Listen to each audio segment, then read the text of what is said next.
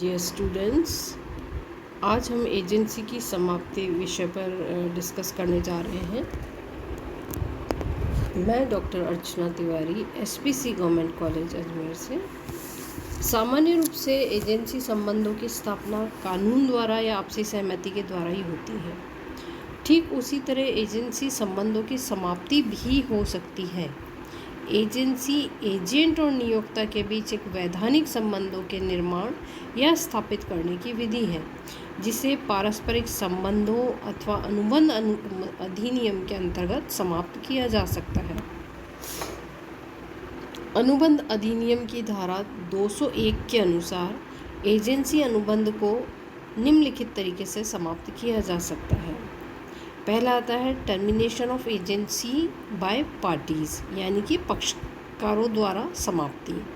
पक्षकारों द्वारा समाप्ति भी अलग अलग तरीके से किया जा सकता है, जिसमें से कि पहला हम ले सकते हैं नियोक्ता द्वारा एजेंट को हटाने पर, यानी कि revocation of the authorities of the agent. दूसरा आ सकता है एजेंट द्वारा एजेंसी के व्यापार के परित्याग द्वारा, यानी रेनन्सिएशन ऑफ एजेंसी बिजनेस। और तीसरा आ सकता है पारस्परिक ठहराव द्वारा, बाय म्यूचुअल अग्रीमेंट। इसी तरह दूसरे जो तरीका है एजेंसी की समाप्ति का, वो राजनियम के द्वारा हो सकता है, यानी कि termination of agency bye operation of law. Agency का कार्य पूर्ण हो जाने पर ख़त्म किया जा सकता है। अवधि की समाप्ति पर एजेंसी की समाप्ति हो सकती है। नियोक्ता की मृत्यु या पागल होने पर, principal dying or becoming of unsound mind. Agent की मृत्यु या पागल होने पर, agent dying or becoming of unsound mind. नियोक्ता के दिवालिया हो जाने पर, the principal being adjudicated and insolvent. इसी तरह नियोक्ता के साथ साथ विषय वस्तु के नष्ट होने पर भी एजेंसी को समाप्त किया जा सकता है।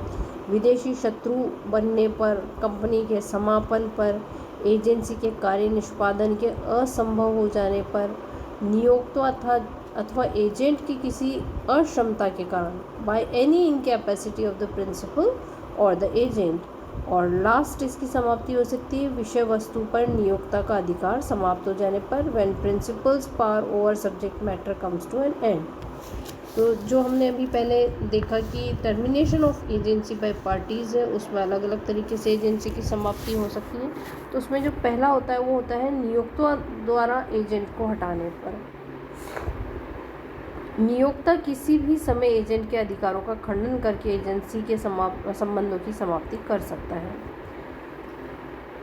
नियोक्ता द्वारा एजेंट के अधिकारों को समाप्त करना या एजेंट के को कार्य से हटाया जाना ही एजेंसी की समाप्ति मानी जा सकती है। लेकिन एक नियोक्ता निम्नलिखित दशाओं में अपने एजेंट के अधिकार का खंडन नहीं कर सकता है। जब किसी स्पष्ट ठहराव के अभाव में नियोक्ता एजेंट के हित को हानि पहुंचाने के लिए एजेंसी समाप्त नहीं कर सकता। दूसरा, जब एजेंट ने अधिकार का खंडन होने से पहले ही अधिकार इस तरह प्रयोग कर लिया है कि नियोक्ता उसके कार्यों से बाध्य हो गया हो। और तीसरा, एजेंट द्वारा एजेंसी संबंधी अधिकार का आंशिक रूप से प्रयोग कर लिया गया हो। फॉर एग्जाम्पल, एस वी को अपनी मारुति कार बेचने के लिए एक एजेंट नियुक्त करता है। बाद में एस उस मारुति कार को स्वयं ही बेच देता है। तो ऐसी दशा में वी के अधिकार की गर्भित रूप से समाप्ति हो गई है।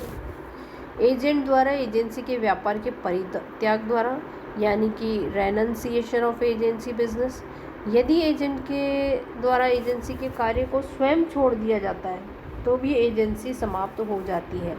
अर्थात एजेंसी व्यापार के अंतर्गत एजेंट को जिस कार्य को करने के लिए नियुक्त किया जाता है, उस कार्य को यदि एजेंट त्याग देता है तो एजेंसी समाप्त हो जाती है।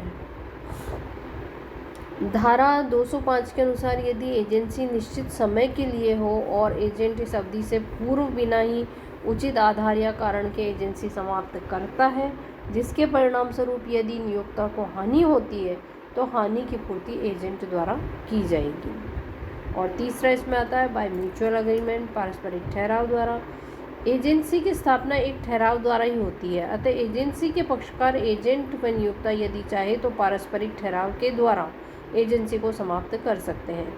ऐसी एजेंसी की समाप्ति पक्षकारों द्वारा किसी भी समय तथा किसी भी अवस्था में की जा सकती है।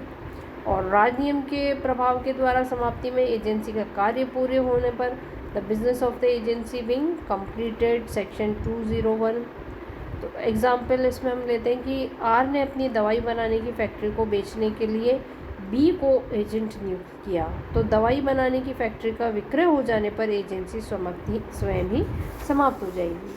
अवधि समाप्त होने पर by the expiry of the time, यदि किसी विशेष समय या निश्चित अवधि के लिए उसकी स्थापना की गई है तो उस अवधि के समाप्त होते ही एजेंसी स्वतः ही समाप्त हो जाएगी। नियोक्ता की मृत्यु या पागल होने पर, यदि व्यवसाय के अंतर्गत नियोक्ता की मृत्यु हो जाती है तो मृत्यु की सूचना प्राप्त होने की दशा में एजेंसी को समाप्त हुआ माना जाएगा।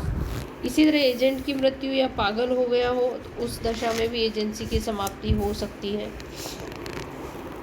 विदेशी शत्रु बनने पर एजेंसी व्यवसाय के अंतर्गत यदि नियोक्ता व एजेंट दोनों अलग अलग हैं तथा दोनों देशों में आपस में युद्ध हो जाता है और दोनों देश एक दूसरे को शत्रु घोषित कर देते तो ऐसी दशा में स्वतः ही एजेंसी समाप्त हो जाएगी। नियोक्ता तथा एजेंट में किसी एक में अक्षमता हो जाए तो भी, जैसे कि दुर्घटना के कारण एजेंट या नियोक्ता अपनी स्मरण शक्ति खो बैठे, कार्य करने के लिए पूर्ण अयोग्य हो गए हों, देखने में सुनने की शक्ति समाप्त हो गई हो, तो दुर्घटना के कारण एजेंसी कार्य का निष्पादन नहीं कर सके अथवा कानून में परिवर्तन हो जाने के कारण नियोक्ता या एजेंट कार्य नहीं कर सकते हैं। तो इस तरह से एजेंसी की समाप्ति हमने देखा था।